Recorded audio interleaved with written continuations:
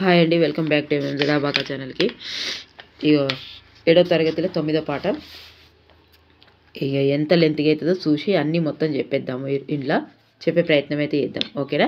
First time ఎవరైతే చూస్తారో 3rd class నుంచి ఉందండి తెలుగు. పేపర్ 1 వాళ్ళకైనా పేపర్ 2 వాళ్ళకైనా 3rd నుంచి అవసరమే. తప్పకుండా డిఎస్సి వేసే అవకాశాలు మొత్తం ఉన్నాయి. ఇంకా ఎక్కువ వేసే మొత్తాదులోనే ఉన్నారు, కొట్లాడుతున్నారు. కాబట్టి వేసే ప్రయత్నం ఉంది. డిఎస్సి కోసం అనే చదవండి. ఆల్రెడీ టెట్ పాస్ అయి ఉన్న వాళ్ళు డిఎస్సి కోసం అనే చదవండి. టెట్ ఈజీగా రాయగలుగుతారు, ఓకేనా? మార్కులు ఇంప్రూవ్ చేసుకుంటామా అనే ఆలోచనతోటి చదవండి, ఓకే? ఇక 9వ తరగతి ఏ కులం చేరబండ రాజు, బద్దం భాస్కర్ రెడ్డి. సర్దేండి కొంచెం వాయిస్ ఎట్లా వస్తుంది ఒకసారి అడ్జస్ట్ చేసుకోండి, ఓకే? చలి 4 గంటలకు లేస్తే గట్లే ఉంటుంది చలి. చెరబండ రాజు, బద్దం భాస్కర్ రెడ్డి. బండ బద్దం భాస్కర్. కాలం 1944 1982. జన్మస్థలం మేడ్చల్ జిల్లాలో అంకుశాపురం. రచనలు దిగంబర కవితలు. చూడలేను, వందే మాతరం. ఇంకొంచెం పైకి వేస్తానులే, నాకు కొంచెం చిన్నగా కనిపించినా మీకు కరెక్ట్గానే కనిపిస్తుంది కదా. నాకైతే చిన్నగా వేస్తే బుక్లో చదవాలా ఇందులో చదవాలా నాకు అర్థం ఒక్కొక్కసారి కన్ఫ్యూజ్ అవుతుంది. అంటే అట్లా కనిపించడానికి ఒక్కొక్కసారిగా ఫోన్ని అలా ఇలా ఊపొద్దు అని అంటే ఒక్కసారి పైకి కొంచెం తడబడినా కొంచెం అడ్జస్ట్ చేసుకోండి, ఓకే? రచనలు దిగంబర కవితలు. చూడలేను, వందే మాతరం, నన్నెక్కనివ్వండి బోను. నవలలు మా పల్లె ప్రస్థానం, పాటలు కత్తిపాట, విప్లవ కవిత సంపుటాలు, దిక్సూచి, గమ్యం, జన్మహక్కు, ముట్టడి పల్లవి, ఓకే? రచనలు దిగంబర కవితలు. చూడలేను, వందే మాతరం, నన్నెక్కనివ్వండి బోను. చూడలేను, నన్నెక్కనివ్వండి, చూడలేను, వందే మాతరం అంటాడా? వందే మాతరం చూస్తా, నన్ను ఎక్కనివ్వండి అంటున్నాడు. నవలలు మా పల్లె ప్రస్థావనం, ఓకే? నవలలు మా పల్లె ప్రస్థానం. పాటలు కత్తిపాట, బద్దం భాస్కర్, కత్తిపాట, విప్లవ పాట సంపుటాలు, దిక్సూచి, గమ్యం, జన్మహక్కు, ముట్టడి పల్లవి, ఓకే? విశేషాంశాలు దిగంబర కవి, విప్లవ కవి. మొదటి దిగంబర కవి, తర్వాత విప్లవ కవిగా మారారు. ఏ కులం అబ్బి మాదే మతం అబ్బి అనే గేయాన్ని వ్రాశాడు. వృత్తుల సేవలతోనే సమాజము సమతుల్యతను సాధిస్తుంది. అందుకే కుల వృత్తుల సేవలను గురించి తగిన గౌరవం అందించాలని, అప్పుడే సమాజ నిర్మాణం జరుగుతుందని తెలుపడమే ఈ పాఠం ఉద్దేశం. ప్రక్రియ కవి పరిచయం. గేయం లయాత్మకంగా ఉండి ఆలపించేందుకు వీలుగా ఉంటుంది. ఇది మాత్ర ఛందస్సులో ఉంటుంది. ఏంటిది? గేయం ఎలా ఉంటుంది? లయాత్మకంగా ఉండి ఆలపించేందుకు వీలుగా ఉంటుంది. ఇది మాత్ర ఛందస్సులో ఉంటుంది. కవి పరిచయం 1965 దిగంబర కవిగా మొదలై 1970 తర్వాత విప్లవ గేయాలు, కథలు, నవలలు రాశాడు.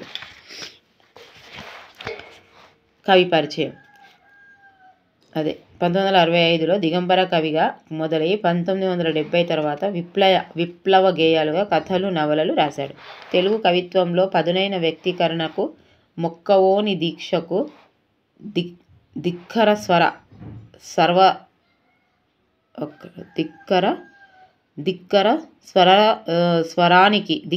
స్వరానికి ప్రతీక చేరబండరాజు. పాఠ్యాంశ విశేషాలు ఇతివృత్తము సామాజిక స్పృహ. కుల వృత్తుల సేవలు గుర్తించి తగిన గౌరవం అందించడం ద్వారా సమాజ నిర్మాణం జరుగుతుందని తెలుపడమే ఉద్దేశం గల పాఠం. ఏ కులం అనే చేరబండరాజు రాసిన గేయం ఏ గ్రంథంలోనిది? జన్మహక్కు కవిత సంపుటిలోనిది. జన్మహక్కు డొక్కలేండి కొండ్ర లేసి ధన్య రాసులెత్తు వారు రైతులు, పేగులు పోగగొట్టాలై కొలిమి సెగలు చిమ్మేదెవరికి కార్మికులకు. ఎండలో బండలపై విగ్రహాలు చెక్కువారు శిల్పులు. పూజకు అందించు పూల బుట్టలల్లి ఇచ్చువారు మెదరివారు. పూజకు అందించు పూల బుట్టలు మేదరివారు. పశువు గొంతు కోసి మీకు చెప్పులు కుట్టించేవారు మాదిగవారు. కూటికి గూడు లేక కుండలు చేసిచ్చువారు కుమ్మరివారు. సన్యాసులై వస్తే క్షావరాలు చేయించేవారు క్షురక్కులు. మురికి గుడ్డలుత్తికి మల్లెపూలు చేసి ఇచ్చేవారు చాకలివారు. కులాలు వాటి శాఖలను వదిలి చెమటోడ్చి మనుషులం చెయ్యి కలిపి నిలబడితే ఏం జరుగుతుంది? పాత ఆలోచనల రథం విరిగిపోతుంది. అవసరాలు తీర్చేటప్పుడు లేని కులం మిగిలిన సందర్భాలలో ఎందుకని ప్రశ్నించిన గేయం ఏ కులం? వ్యాకరణాంశాలు. అర్థాలు. క్షీణించింది, పాడైంది. బుక్కులో ఒక్కటి వదలకుండా ఉందండి ఇది. కొండ్ర దున్నిన పాలు. కూడు అన్నం బువ్వ. కొలిమి కమ్మరివారు. ఇనుమును కాల్చే స్థలం. డొక్కలేండి కడుపు మాడి. కబూర్లు మాటలు ముచ్చట్లు. ప్రకృతి వికృతులు. పశువు పసరం. రథం అరథం. సందులు. వెలుగునిచ్చును వెలుగును ఇచ్చును ఉత్వసంధి.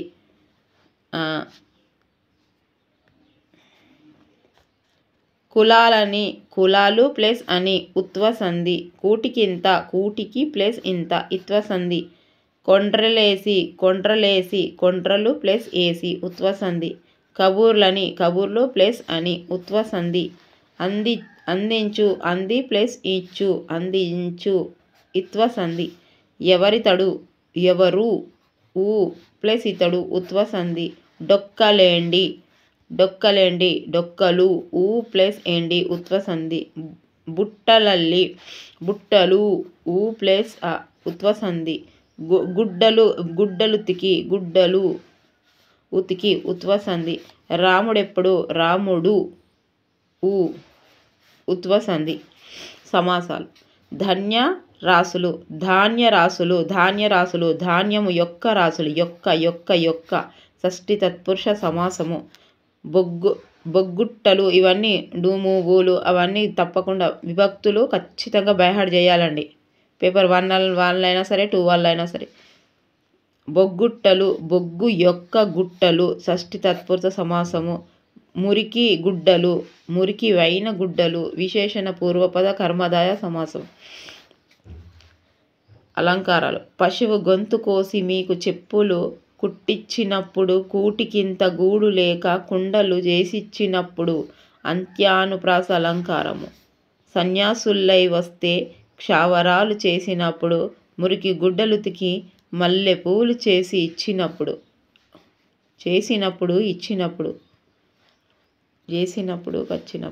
అంత్యానుప్రాస అలంకారం. ఇగో 10వ పాఠం సీత ఇష్టాలు. ఓకే. ప్రక్రియ. బుర్రకథ. జానపద కళారూపాల్లో బుర్రకథ ప్రసిద్ధమైంది. ఇందులో ఒక కథకుడు, 2 వంత పాడేవాళ్ళు ఉంటారు. ఇది కూడా వచ్చింది ఇట్లా. పక్కకు పాడేవాళ్ళని ఏమంటారు? వంతె పాడేవాళ్ళు అంటారు. గేయ వచనాత్మకమైన బుర్రకథను కథకుడు తంబూర వంటి వాద్యాన్ని చేతరుమాలును ధరించి చెప్పగా వంతలు డక్కులను వాయిస్తూ వంత పాడుతారు. ఇగో తంబూర.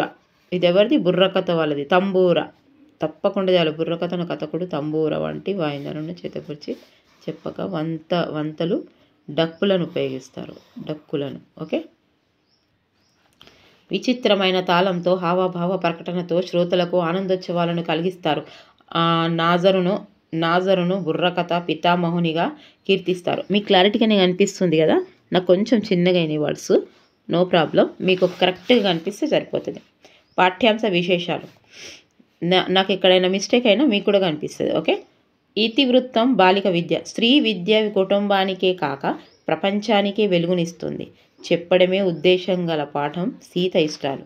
సీత ఇష్టాలు పాఠం ఏ ప్రక్రియకు చెందింది? బుర్రకథ. తెలుగు జానపద కళా ప్రక్రియలో ఒకటైన బుర్రకథను ప్రదర్శించేవారు ఒక కథకుడు, ఇద్దరు వంతలు. బుర్రకథలో కథ చెప్పేవాడు కథకుడు. కథకుని రెండు ప్రక్కల నిలబడి గొంతు కలిపేవారు వంతలు. సీత ఇష్టాలు పాఠంలో శివయ్య గౌరమ్మల తొలి సంతానం సీత.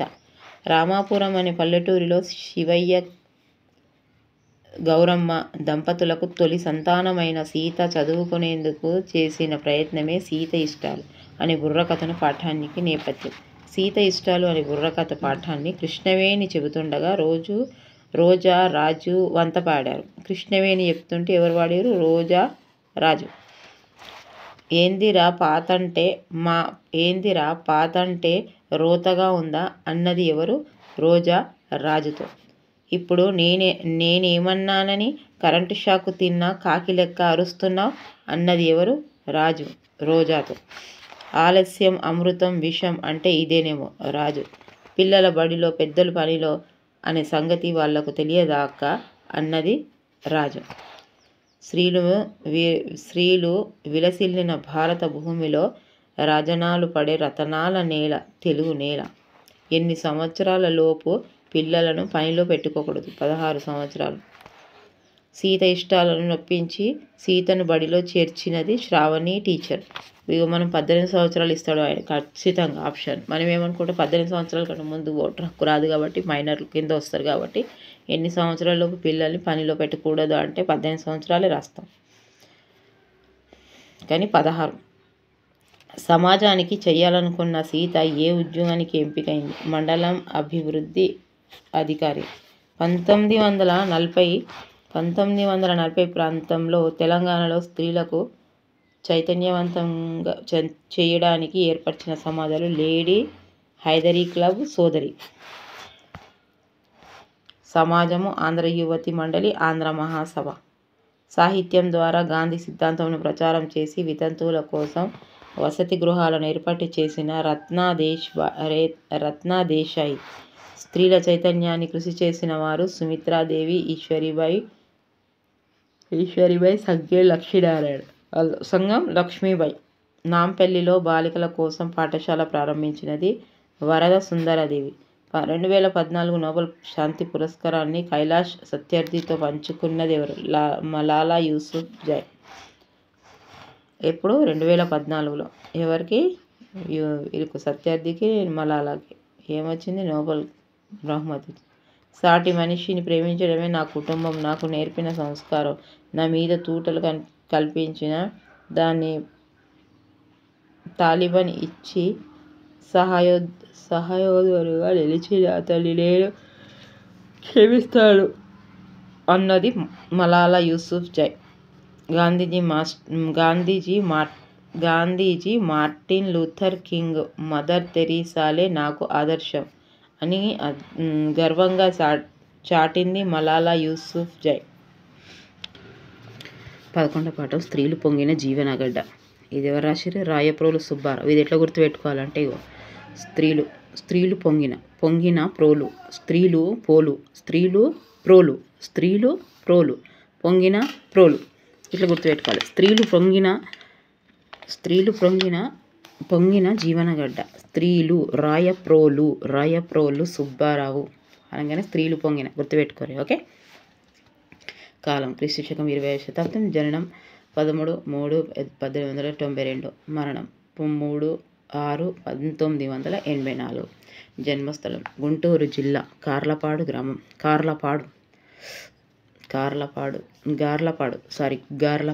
రచనలు స్వప్నకుమారం, స్నేహలత, కష్టకమల, తృణకంకణం, జడకుచ్చులు, వనమాల, రమ్యలోకం, మాధురి దర్శనం, లక్షణ గ్రంథాలు, గీతదర్శనం. వీళ్ళందరూ ఆడోళ్ళే ఉన్నది.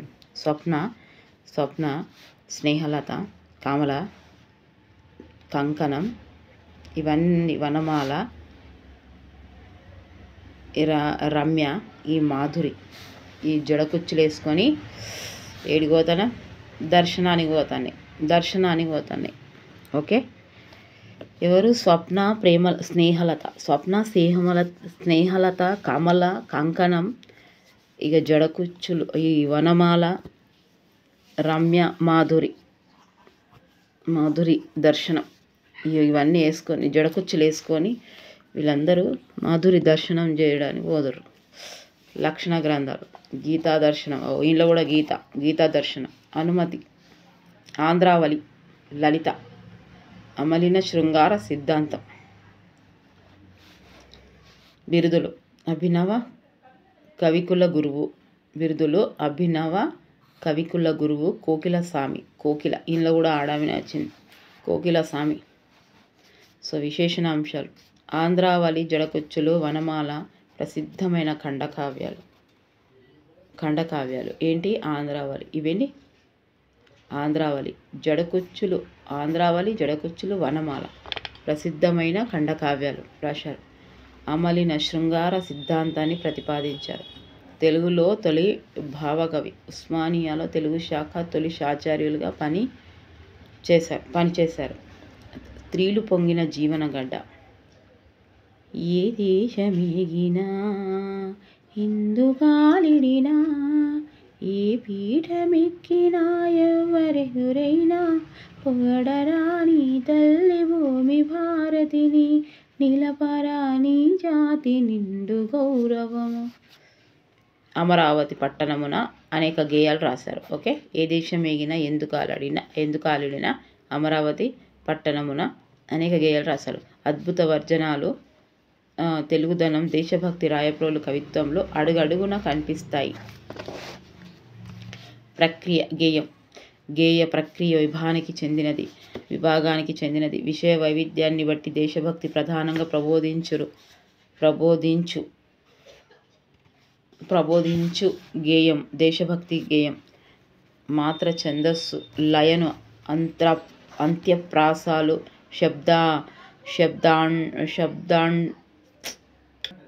శబ్దాడంబాన్ని కలిగిస్తాయి. ఓకే. ఇక్కడి నుంచి పాఠ్యాంశ విశేషాలు. ఇతివృత్తం: దేశభక్తి. ఈ దేశమేగిన ఎందుకాలిడిన అనే గేయ రచయిత రాయప్రోలు సుబ్బారావు. ఓకే. స్త్రీలు పొంగిన గడ్డ. దేశ గౌరవాన్ని దశ దిశల చాటవలనని తెలియజేయడం ఉద్దేశం గల పాఠం స్త్రీలు పొంగిన జీవనగడ్డ.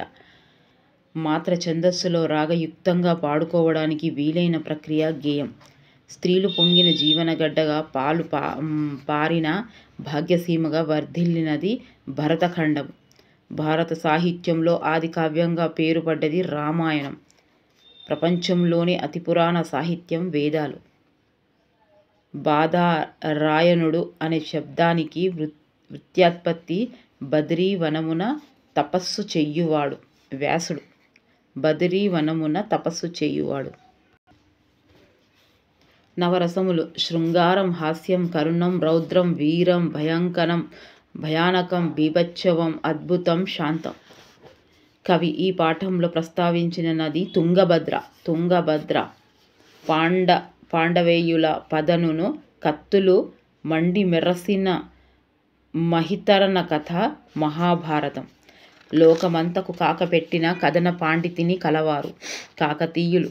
తుంగభద్ర భంగముతో పొంగి నింగిని పొడిచి త్రుళ్ళి భంగపడని తెలుగు రాజులు విజయనగర రాజులు. సిరిసిల్ల, బోనాల గ్రామాల మధ్య విజయనగరం అనే నూతన గ్రామం ఇతని పేరుతో ఏర్పడింది. వీరచక్ర కెప్టెన్ విజయ రఘునందనరావు.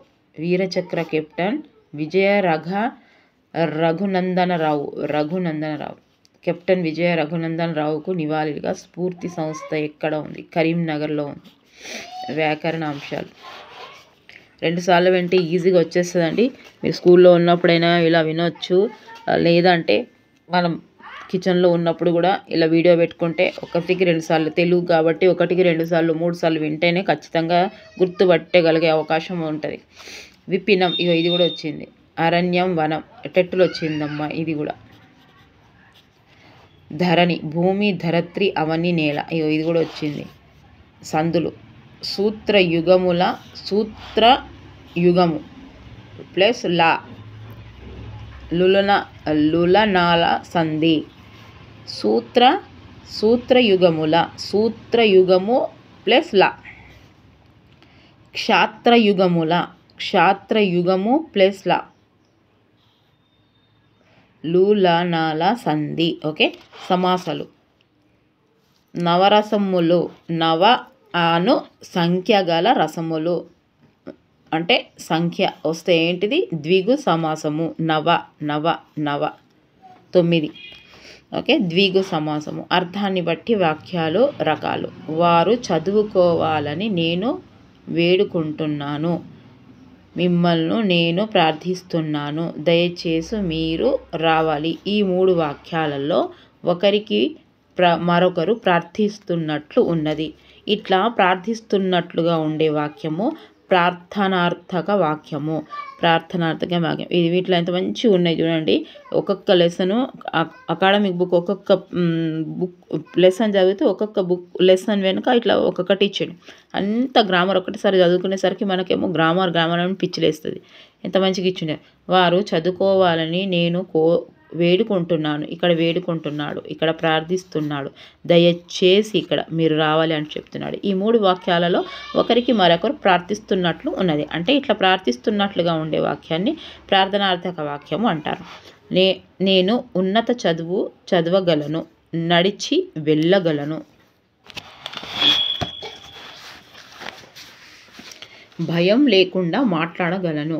ఈ వాక్యాలు ఒకరి సామర్థ్యాన్ని తెలిపే భావాన్ని కలిగి ఉన్నట్లు కనబడుతున్నాయి. సామర్థ్యాన్ని తెలిపే భావం ఉన్న సామర్థ్యక వాక్యము. ఇవి ఎంత ఈజీగా ఉన్నాయి చూడండి. ఇది ఇచ్చినప్పుడే మనం గుర్తుపట్టుకోవాలి. అంటే అతడు వస్తాడో రాడో. రేపు వర్షం పడవచ్చు. వస్తాడో రాడో. ఈరోజు ఎండ కాస్తుందో లేదో. ఈ 3 వాక్యాలలో పని జరుగుతుందో లేదో. సందేహం. వస్తాడో లేదో. మనకు టెట్ వస్తుందో లేదో అని ఉందా? లేదు. టెట్ ఖచ్చితంగా వస్తుంది. టెట్ రాదు. 130 మార్కులు 100 మార్కుల మీదనే వస్తాయి. వ్యక్తమవుతుంది. సో పని జరుగుతుందో లేదో అనే సందేహము కలిగేటట్లు ఉన్న వాక్యము సందేహార్థక వాక్యం. ఇవెంత చూడండి. వీళ్ళకి లేదో ఒకటి ఇస్తాడు. ఎంత ఈజీగా గుర్తుపట్టవచ్చు. లోపలికి రావచ్చు. కొద్దిసేపే టీవీ చూడవచ్చు. మీరు వెళ్ళవచ్చు. ఈ వాక్యాలు అనుమతిని ఇస్తున్నట్లు ఉన్నాయి. అంతే కదా. ఇవి టీచర్కి అడగదు. లోపలికి రావచ్చు. కొద్దిసేపే టీవీ చూడవచ్చు. ఇది అమ్మ వాళ్ళని ఇంట్లో అడుగుతుంది. కొద్దిసేపే అమ్మ చెప్తుంది. కొద్దిసేపే చూడవచ్చు. మీరు వెళ్ళొచ్చు. మీరు వెళ్ళొచ్చు అంటే మేడం అయిపోయినాక ఇట్లా అన్నట్లుగా ఉంటాయి. అంటే ఇవి అనుమత్యార్థక వాక్యాలు. ఏదైనా ఒక పనిని చేయడానికి అనుమతిని ఇచ్చే అర్థాన్ని సూచించే వాక్యాన్ని ఇంట్లోనే ఉన్నది అనుమత్యార్థక వాక్యం అని. ఓకే. ఇంట్లోనే ఉన్నాయి. సందేహాసము అండ్లోనే ఉన్నాయి. అన్నీ అట్లనే ఉన్నాయి చూడండి. ఇవన్నీ ఇళ్ళకి ఖచ్చితంగా 2 ఇస్తాడు. ఇతరులను ఎగతాళి చెయ్యొద్దు. నీటిని వృధా చెయ్యొద్దు. ఎక్కువసేపు నిద్ర పోవద్దు. ఇవన్నీ ఏంటి? నెగిటివ్ వాక్యాలు.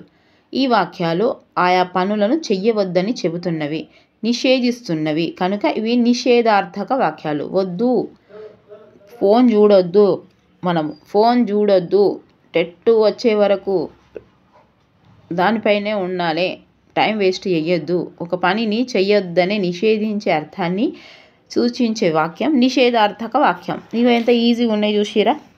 ఎట్లా పట్టవచ్చు. ఈ క్రింది వాక్యాలు ఏ రకమైన వాక్యాలలో వ్రాయండి. అట్లా అనుకోకండి. ఏమనుకోకండి. ఇప్పుడు నాకు సర్ది అయింది. ఇక ఏమనుకోకండి అట్లా అని. నేను నిన్న కొంచెం స్పీచ్ ఇచ్చిన ఒక వీడియోలో, తెలుగు వీడియోలో. అయ్యో ఏమనుకోకండి, అట్లా అనుకోకండి, మిమ్మల్ని హర్ట్ చేసినా అనుకోకండి. అది ప్రార్థనార్థకం. నేను చెప్పింది విన్నారో లేదో. సందేహార్థక వాక్యం. ఇక నాకు కూడా ఇప్పుడు లైక్ చేస్తారో చెయ్యరో చూస్తున్నారు, కానీ లైక్ చేస్తారో చెయ్యరో. ఈ వాక్యం చేస్తారు, తప్పకుండా లైక్ చేస్తారు. ఈ వాక్యం వర్షాలు పడతాయో లేదో. సందేహార్థక వాక్యం. మీరెప్పుడైనా రావచ్చు. అనుమత్యార్థక వాక్యం. మీరెప్పుడైనా ఈ వీడియో చూడవచ్చు. ఎందుకంటే అది మంచి అవైలబుల్గా ఉంది. మీరు బుక్కులు ప్రతి చోట బుక్స్ని చదవలేము కాబట్టి మీరెప్పుడైనా ఈ బుక్ను చదవచ్చు. ఓకే. అనుమతిస్తున్నా నేను. ఇక అనుమతి లేకుండా లోనికి రావద్దు, నిషేధార్థక వాక్యం. మీరు భోజనానికి వెళ్ళొచ్చు ఇక పెళ్ళి అయిపోయింది, ఇక మీరు వెళ్ళొచ్చు ఆడ ఫంక్షన్ హాల్లో. ఒక్కరి మీద ఒకరు కొంచెం లేట్ అయిందేమంటే కథం, ఎవ్వరి తరం కాదు ఆపడం పెళ్లి భోజనాలు. మీరు భోజనానికి వెళ్ళొచ్చు, అనుమత్యార్థక వాక్యము, అనుమతిస్తున్నాడు. అబ్బా ఎంత వర్షం కురిసింది, ఆశ్చర్యార్థక వాక్యం. అవునా, నిజంగానా? అబ్బా ఈ వీడియోలు వింటే 130 మార్కులు వచ్చినాయా? గట్లా కావాలి ఇప్పుడు నేను ఆశ్చర్యార్థక వాక్యం కావాలి. అబ్బా అందరు కావాలి. అబ్బా ఈ వీడియోలు ఏంటే 130 మార్కులు వచ్చినాయా? అందరికీ 100 మీద వచ్చినాయా మార్కులు? అబ్బా అనాలి. అంటారా మరి? అనాలి గట్లా ఖచ్చితంగా. ఇవి ఓన్లీ అయ్యో గింత చిన్న వీడియోలు చూసి మనము 100 మార్కులు తెచ్చుకున్నాము అబ్బా అనాలి. అంటారా? నవ్వొస్తుందా? అయినా సరే అనాలి. అన్నీ ఇళ్ళనే ఉన్నాయి, మనసు పెట్టి వినండి. విద్యార్థక వాక్యం. ఇక చెప్పినవన్నీ నేను కూడా మనసు పెట్టి వినుర్రి. ఖచ్చితంగా ఒక్కటిసారి వినకపోతే 2 సార్లు వినండి, 3 సార్లు వినండి. కానీ 100 మీద తెచ్చుకున్నట్టే టార్గెట్. ఇక రాణి శంకరమ్మ 12 అయిపోయింది, ఇక 8వ స్టార్ట్ అవుతుంది. ఇక ఇది అయిపోయింది. ఇదో ఇప్పుడు చెప్పుకుందాము, దీని తర్వాత మళ్ళీ ప్రాక్టీస్ బిట్స్ చెప్పుకుందాం మొత్తం. ఓకేనా? ఇక వీడియో మాత్రం స్కిప్ చేయొద్దు, వినండి మొత్తము. ప్రాక్టీస్ బిట్స్ కూడా మొత్తం 6th క్లాస్ ప్రాక్టీస్ బిట్స్, మొత్తం 7th క్లాస్ ప్రాక్టీస్ బిట్స్ మొత్తం చెప్తాను. ఓకే.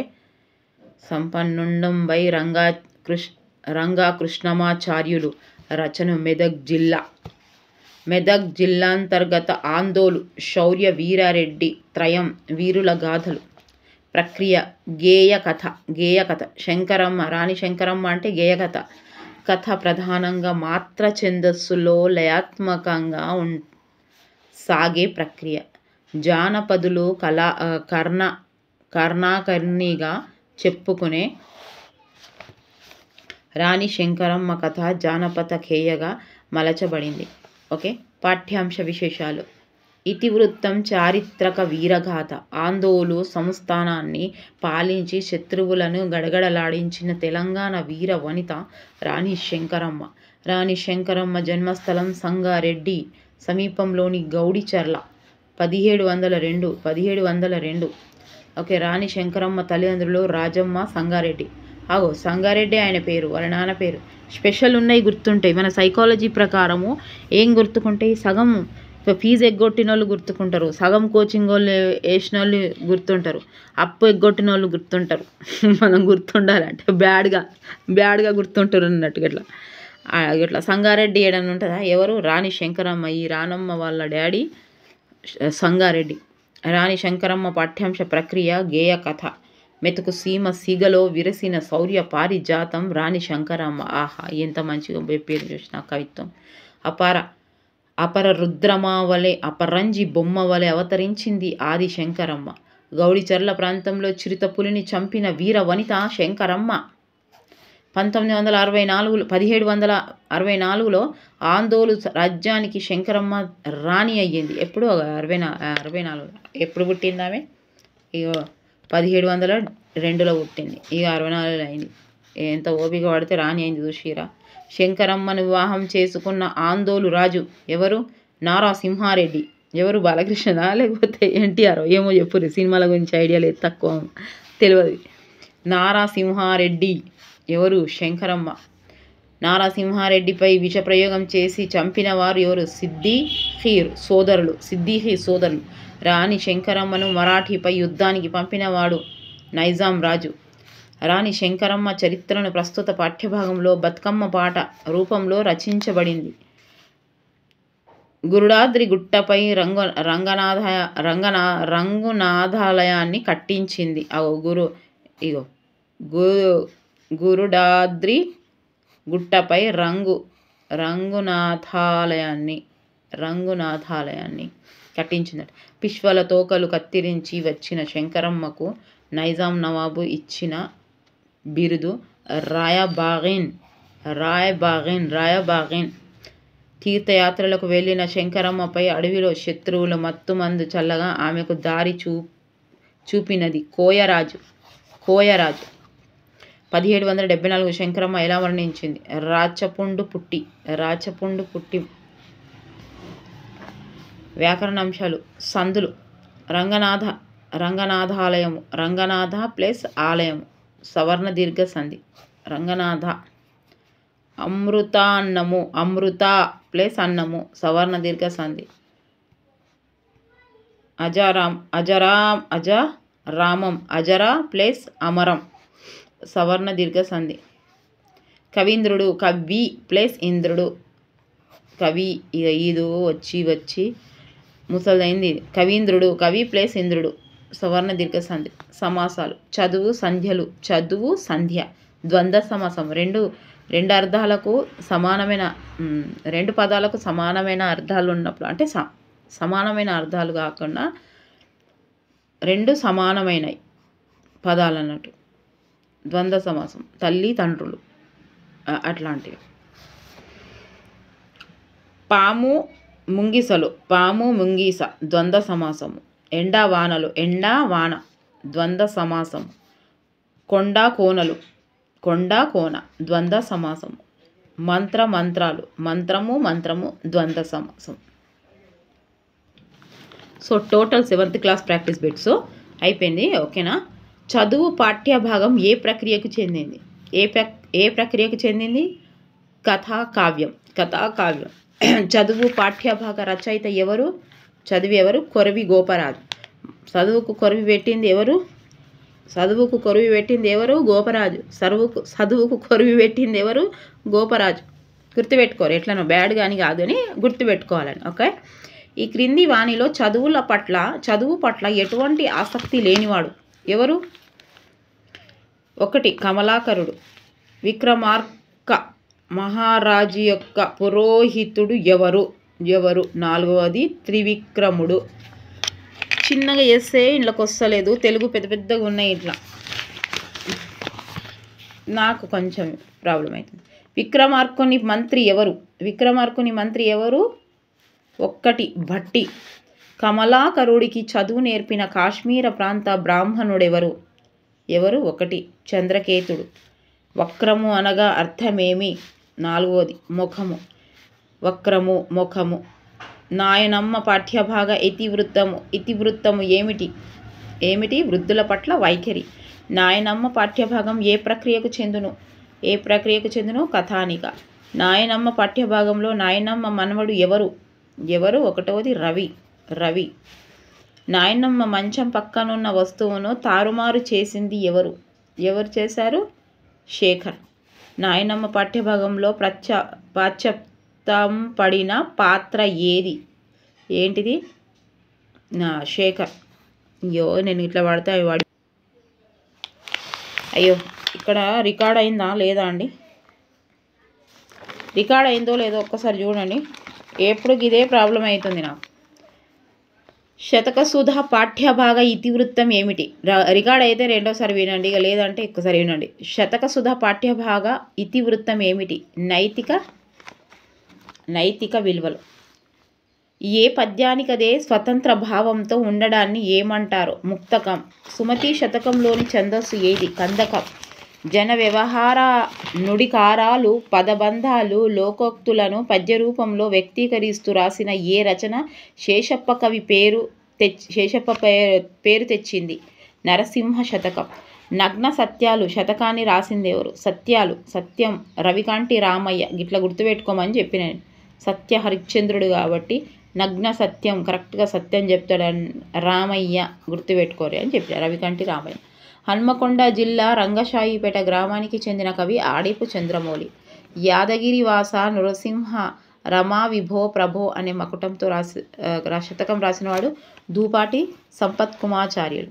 తొలి తెలుగు నీతి శతకం సుమతి శతకం. అమ్మ జ్ఞాపకాలు పాఠ్యభాగం రాసినవారు అమ్మ టి కృష్ణమూర్తి యాదవ్. వాళ్ళ అమ్మ తొక్కడుబండ, ఇంకో పేరు కూడా ఉన్నది, తొక్కడుబండ ఆడుకున్నారని చెప్పిన కదా. టి కృష్ణమూర్తి యాదవ్ తొలి కవితా సంపుటి తొక్కుడుబండ. అమ్మ పెట్టుకున్న ముక్కు పుడకను కవి ఎవరితో పోల్చాడు? నెలవంక. అమ్మ వాకిట్లో వేసిన ముగ్గు కవి ఎవరితో పోల్చాడు? రంగుల దిద్దిన చీర. వంట గిన్నెలు అనే పదాన్ని తెలంగాణలో ఏమంటాం మనం? 3వది బోళ్ళు బాసాన్లు. బాసాల్లో బోల్ను. పల్లె అందాలు పాఠ్యభాగం ఏ ప్రక్రియకు చెందుతుంది? 60 కావ్యం. పల్లె అందాలు పాఠ్యభాగ రచయిత ఎవరు? అచ్చి వెంకటాచార్యులు. ఈ క్రింది వాణిలో అచ్చి వెంకటాచార్యుల రచన ఏది? పైవన్ని. ఆండాల్ బుర్రకథ, రాగమాల, మా ఊరు. ఓకే, పైవన్ని. పల్లె అందాలు పాఠ్యభాగ ఇతివృత్తం ఏది? 3వది గ్రామీణ సౌందర్య చిత్రణ. జాయపతులు అనగా ఎవరు? భార్యాభర్తలు. ఈ క్రింది వారిలో 4 సార్లు ఎమ్మెల్యేగా గెలిచి నిరాడంబర జీవితాన్ని గడిపిన ఆదర్శ వ్యక్తి ఎవరు? ఉప్పల మల్సూర్. మల్లనాథి సూరి స్వగ్రామం మెదక్ జిల్లాలోని డాష్. ఏది? 3వది కొల్చారం. మల్లినాథుడు ఏ సంస్కృత కవి రచనలకు వ్యాఖ్యానం రాశాడు? 33. కాశీదాసు. ప్రేరణ పాఠ్యభాగం ఏ ప్రక్రియకు చెందుతుంది? 4వది 1, 2 అంటే స్వీయ చరిత్ర, ఆత్మకథ. ఓకే, ఆన్సర్ వచ్చేసి 4th వన్ ఆన్సర్. ఆత్మకథలు, స్వీయ చరిత్రలు ఏ పురుష కథనంలో ఉంటాయి? 1 ఉత్తమ పురుషుడు. ప్రేరణ పాఠ్యభాగ రచయిత ఎవరు? 1వది Abdul Kalam. Wings of fire అనేది ఎవరి ఆత్మకథ? 3వది కలాం గారి. విశ్వాసంతో నువ్వు నీ విధిని కూడా తిరిగి రాయగలవు అని కలంతో అన్నవారు ఎవరబ్బా అన్నది? 4వది ఇయాదుర్రై సోలోమాన్. సోలో.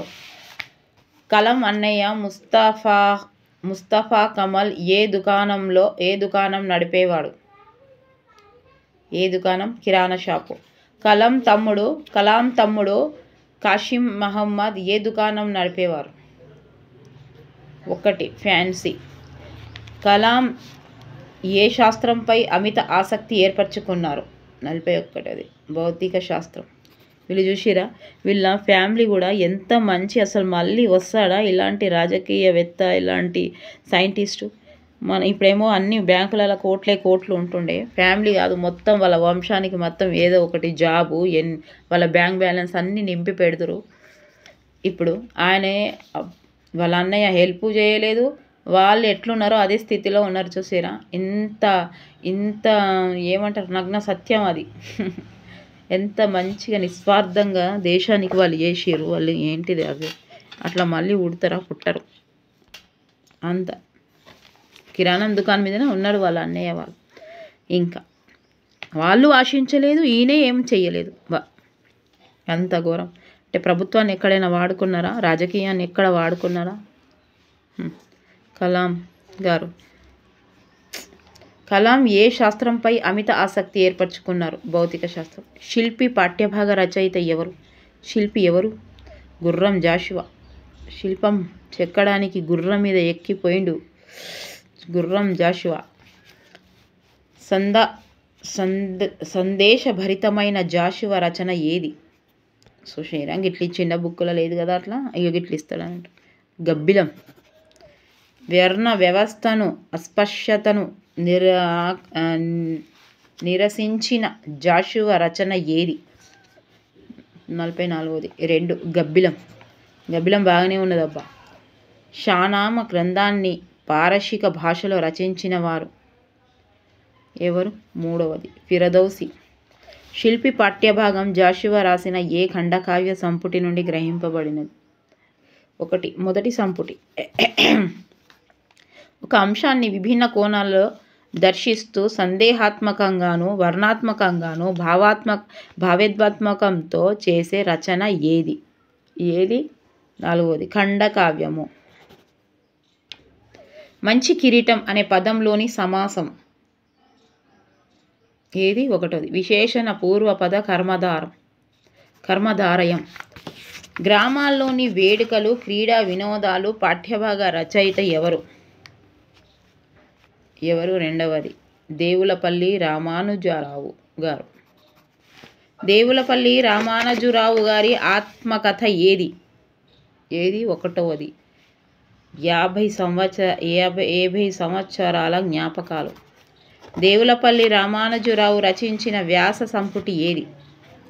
ఏది? 3వది సారస్వత నవనీతం. సారస్వత నవనీతం ప్రాక్టీస్లో ఒక 4 సార్లు విన్నారనుకోండి, ఇది ఎంత?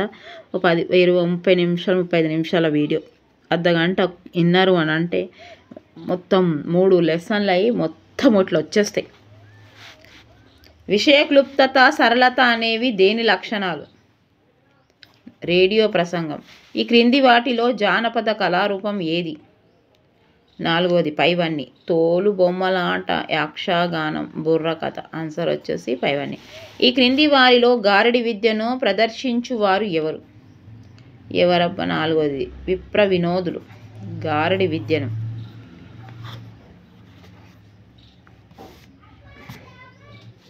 పులిజూద మాటలో ఎన్ని పూలులు ఉంటాయి? ఎన్ని పూలులు కాదు, సలికి మాటలు ఎటో పోతాయి. 55వది 1 3 పులిలు 3 ఉన్నాయి. పులిజూదం ఆటలో మేకల సంఖ్య ఎంత? మేకల సంఖ్య ఎంత? 1 16 16 మేకలు ఉంటాయి, పులులు 3 ఉంటాయి. అక్ష క్రీడ అనే ఆటను కవులు ఏ గ్రంథంలో ఎక్కువ చిత్రించారు? ఏంలో చిత్రించిర్రబ్బా?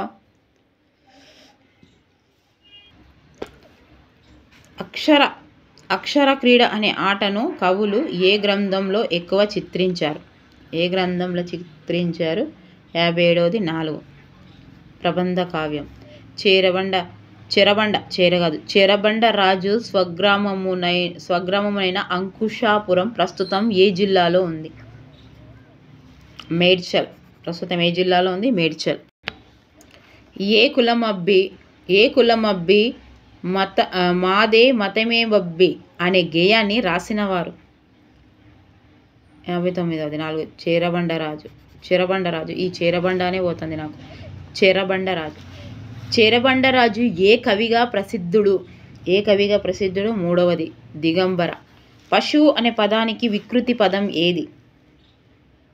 4వది పసరం. పశువు అంటే పసరం. ఏ కులం పాఠ్యభాగం ఏ ప్రక్రియకు చెందును? 62వది 1 గేయం. సీత ఇష్టాలు పాఠ్యభాగం ఏ ప్రక్రియకు చెందును? ఏ ప్రక్రియకు చెందింది? 63 3వది బుర్రకథ. సీత ఇష్టాలు బుర్రకథ. వంత పాటగల కళారూపం ఏది? 3వది బుర్రకథ. సీత ఇష్టాలు పాఠ్యభాగంలో ప్రధాన కథకురాలి ఎవరు? కృష్ణవేణి. 4వది. ఓకేనా? ఇక్కడ వరకు అయిపోయినాయి. రేపటి నుంచి 8వ తరగతి స్టార్ట్ చేస్తాను. ఇంకా సోషల్గా ఇంకొంది, సో అవి కూడా మొత్తం చేస్తాను. భయపడకండి ఎవరు. 8th 9th కూడా చేస్తాను. ఇది తొందరగా వేసేసుకుంటే వెళ్ళిపోదాము. సో మధ్యలో ఒక్కరోజు అదేమైందంటే పవర్ పోయిందండి. పొద్దున మార్నింగ్ 8కి పోయి 4:30కి వచ్చింది. సో ఒక 2-3 వీడియోస్ మిస్ అయినాయి. అంటే నేను వీడియో చేసినాక ఆ రోజు చేసేస్తే ఇప్పటివరకు ఇంకా అయిపోతుండే అన్నట్టు. ఓకేనా? ఇంకా ఎక్కడ మిస్ కాలేదు. అన్నీ తొందరగా ఏమని చెప్తున్నారు కాబట్టి ఒక 2-3 గంటలు వేయలేదు, తర్వాత వేసేసాను. ఓకేనా? మీరైతే తప్పకుండా ఫాలో కండి. అన్ని వీడియోస్ ఒక్కటి మిస్ లేకుండా అన్ని వీడియోస్ చేస్తాను, అన్ని పాఠాలే. మీరు మాత్రం నా వీడియోస్ని ఫాలో అవుతూ తప్పకుండా లైక్ చేయండి, కామెంట్స్ రాయండి. ఏం కాదు, ఒకటి రాయండి, ఏమవుతుంది? పాజిటివ్గా రాయండి, నెగిటివ్గా వద్దు. ఒక లైక్ చేయండి అబ్బా. మేడమ్స్ సార్స్ లైక్ చేయరు. ఎన్ని గంటలు తెలుసా? ఎన్ని గంటలు? ఒక 2 వీడియోలు కలిపి 1000 గంటలు చూసిర్రు.